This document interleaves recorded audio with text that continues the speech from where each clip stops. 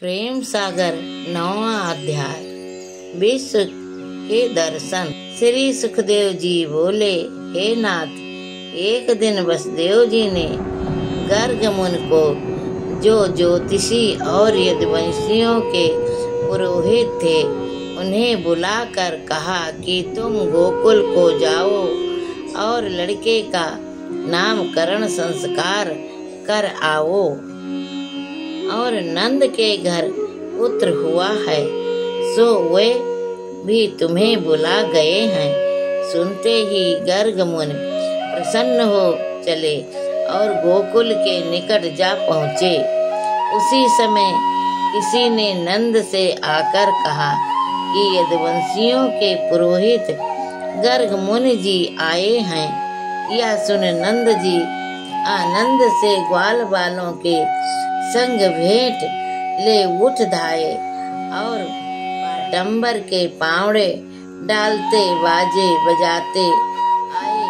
पूजा कर आसन पर बैठाए, चरण धो चरणामृत ले स्त्री पुरुष हाथ जोड़कर कहने लगे, महाराज, बड़े भाग्य हमारे जो आपने दर्शन देकर पवित्र किया।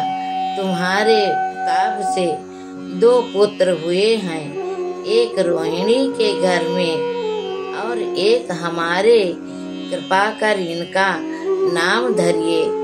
गर्ग मुनि बोले, नाम रखना उचित नहीं है, क्योंकि यह बात फैलेगी कि गर्ग गोकुल में लड़कों का नाम धरने आए हैं और कंस सुन पाएगा तो वह यह जानेगा कि देवकी के पुत्र को वसुदेव के मित्र के यहाँ कोई पहुँचा आया है। इसीलिए गर्ग पुरोहित गया है।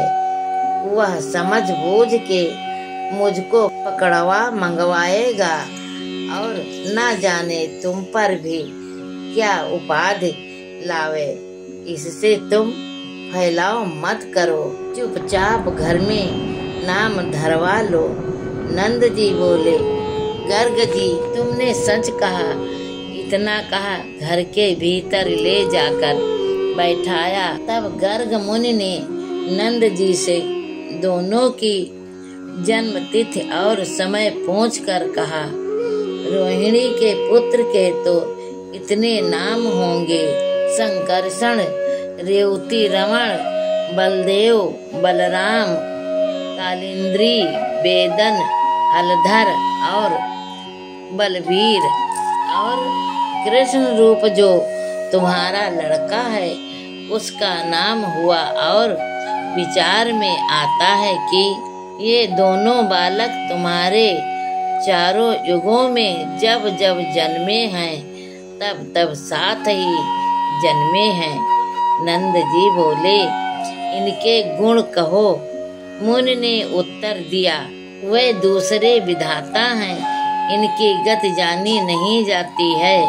पर मैं यह जानता हूँ कि कंस को मार भूमि का भार उतारेंगे। ऐसा कहा गर्ग मुनि चुपचाप चले गए और वसुदेव से जो समाचार कहे, आगे दोनों बालक गोकुल में दिन ब दिन बढ़ने लगे। बाल लीला कर नंद यशोदा को सुख देने लगे।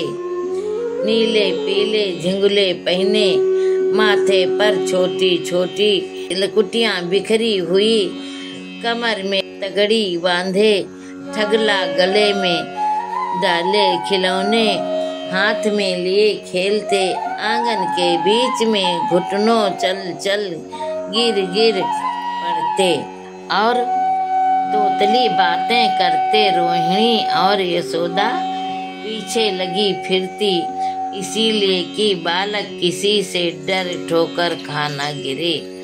जब छोटे छोटे बछड़े और बछियों की पूंछ पकड़ उठे और गिर पड़े, तब यशोदा तथा रोहिणी अति प्यार से उठाए, छाती से लगाए, दूध पिलाए, भांति भांति के लाड़ लड़ावे, जब कृष्ण बड़े हुए तो एक दिन ग्वाल बाल हाथ में ले ब्रज में दधि माखन की चोरी को गए। जहाँ छीके पर गोरस इत्यादि रखा, देखे वहाँ पीढ़ी पर पटरे पर ऊखल धर साथियों को खड़ा कर उसके ऊपर चढ़कर उतार लें।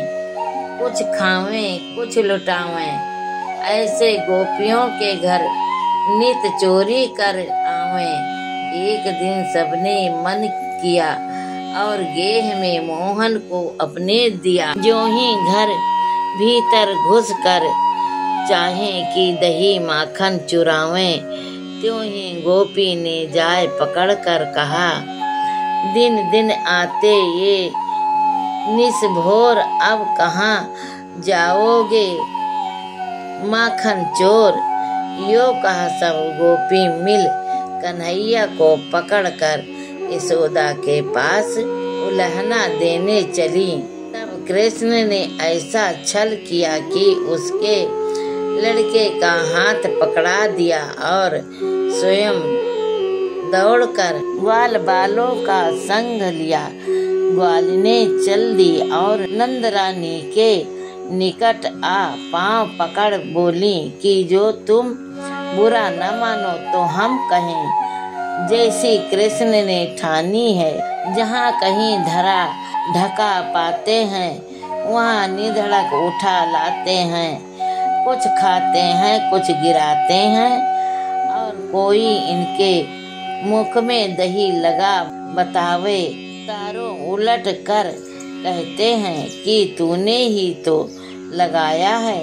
इस भांति नित नई चोरी कर आते हैं। आज हमने पकड़ पाया सो तुमको दिखाने लाई हैं। यशोदा बोली, वीर तुम किसका लड़का पकड़ लाई? कल से तो यो बाहर नहीं निकला है। मेरा कुंवर कन्हाई ऐसी ही सच बोलती हूँ। यह सुन और अपना बालक साथ में देख हंसकर लजाए रही। तब यशोदा जी ने कृष्ण को बुलाकर कहा, हे पुत्र, तुम किसी के यहाँ मत जाओ, घर में से ले खाओ। कभी दोहनी कभी बछड़ा पकड़ाती हैं, कभी घर की टहल कराती हैं। मुझे द्वारे रखवाली बैठाए अपने काज को जाती हैं, फिर झूठ आए तुमसे बातें लगाती हैं। यो सुन गोपी हरिमुख देख मुस्करा कर चली गईं। आगे एक दिन कृष्ण बलराम सखाओं के संग रेत में खेलते थे कि कान्हा ने मिट्टी खाई तो एक सखा ने यशोदा से जा लगाई। वह क्रोध कर हाथ में छड़ी ले आई। माँ को रिस भरी देख मुंह पोंछ कर डर कर खड़े हो गए। उन्होंने जाते ही कहा, क्यों रे, तूने मिट्टी क्यों खाई है? कृष्ण डरते कांपते बोले, माता तुमसे किसने कहा है? ये बोली, तेरे सखा ने। तब मोहन ने उससे कोप कर पूछा, क्यों रे, माटी कब खाई है हमने? वह भय खाकर बोला, भैया मैं तेरी बात कुछ नहीं जानता, क्या कहूँ? ज्यों ही कान्हा सखा से बतराने लगे त्यों ही यशोदा ने उन्हें जा पकड़ा। वहाँ कृष्ण कहते, मैया तू मत रिसाए, कहीं मनुष्य मिट्टी खाते हैं? वह बोली, मैं तेरी अटपटी बात नहीं सुनती। जो तू सच्चा है तो अपना मुख खोल कर दिखा। जो ही कृष्ण ने मुख खोला त्यों ही उसमें 3 लोक दृष्टि में आए। तब यशोदा को ज्ञान हुआ तो मन में कहने लगी कि मैं बड़ी मूर्ख हूँ। जो त्रिलोकी नाथ को अपना पुत्र मानती हूँ। इतनी कथा का श्री सुखदेव जी राजा परीक्षित से बोले, हे राजा, तब नंदी रानी ने ऐसा जाना। तब हरि ने जगत मोहिनी माया फैलाए दी। तो इतने में मोहन को यशोदा प्यार कर कंठ लगाए घर ले आई।